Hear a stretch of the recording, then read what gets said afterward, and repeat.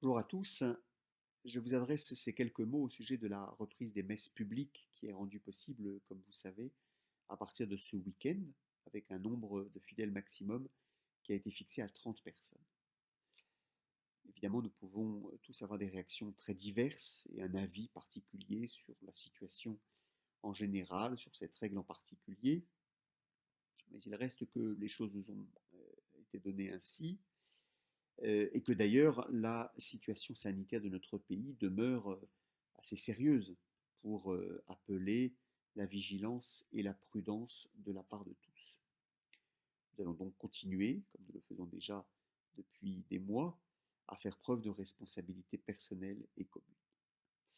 D'autre part, comme chrétiens, nous ne pouvons pas imaginer que l'Eucharistie, qui nous est donnée comme le sacrement de l'unité, devienne le lieu de la division ou de la mauvaise ambiance.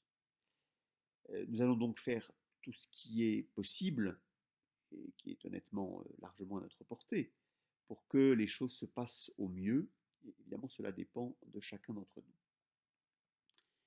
Nous avons pris le temps d'échanger, de réfléchir avec les membres des équipes d'animation pastorale de notre ensemble paroissial, que je voudrais chaleureusement remercier, d'abord pour leur disponibilité, ensuite pour leurs conseils avisés, leur sagesse, et les différentes idées que nous avons pu échanger ensemble.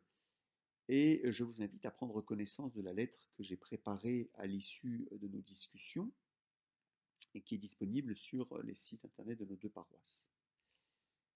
Pour que nous puissions respecter le nombre de 30 fidèles par messe et permettre en même temps au maximum de ceux qui le souhaitent de célébrer l'Eucharistie, nous avons donc prévu un dispositif de messe plus important que d'habitude et qui seront répartis en 3 lieux: la cathédrale, l'église Notre-Dame de la Couture et la chapelle Saint-Joseph.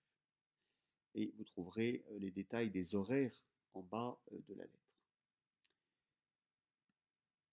Je me permets simplement, comme curé, d'insister sur les vertus de la patience et de la miséricorde, et je le dis en premier lieu pour moi, de sorte que nous puissions les uns et les autres respecter la mission de ceux qui vous accueilleront dans les églises, et puis que tout naturellement puisse se passer de manière fluide et paisible.